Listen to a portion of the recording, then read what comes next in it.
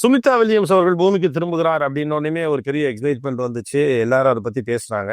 But இந்த இன்டர்வியூல ஆரம்ப கட்டத்துக்கு போகணும் அப்படின்னு நினைக்கிறேன். அவர்கள் போன மிஷன்ல என்ன பிரச்சனை, ஏன் அவங்க அங்க மாட்டிக்கிட்டாங்க அங்க ஸ்பேஸ் ஸ்டேஷன்ல சார்?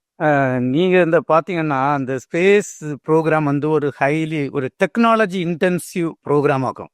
அவங்க இங்கிருந்து ஸ்பேஸுக்கு போகும்போது அந்த மாடியூல் இருக்கு பார்த்தீங்களா, அதில் வந்து ஒரு 28 த்ரஸ்டர் இருக்கு.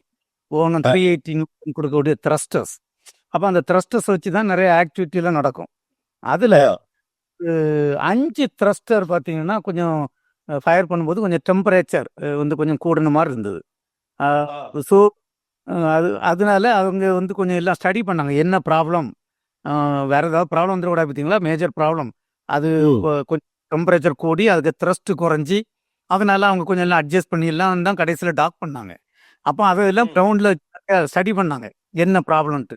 பார்த்தாச்சுன்னா அதில் வந்து ஒரு டெக்னிக்கலாக அதில் ஒரு சீல் ஒன்று இருந்து அது வந்து சீல் கொஞ்சம் இதாகி பல்ஜ் ஆகி கொஞ்சம் ப்ரொப்பலன் ஃப்ளோரேட்டை குறைஞ்சி த்ரஸ்ட்டு குறைஞ்சி மட்டும் இல்லை, டெம்பரேச்சர் கூடுனதுனால கடைசியில் 5 த்ரஸ்டரை ஐசோலேட் பண்ணாங்க.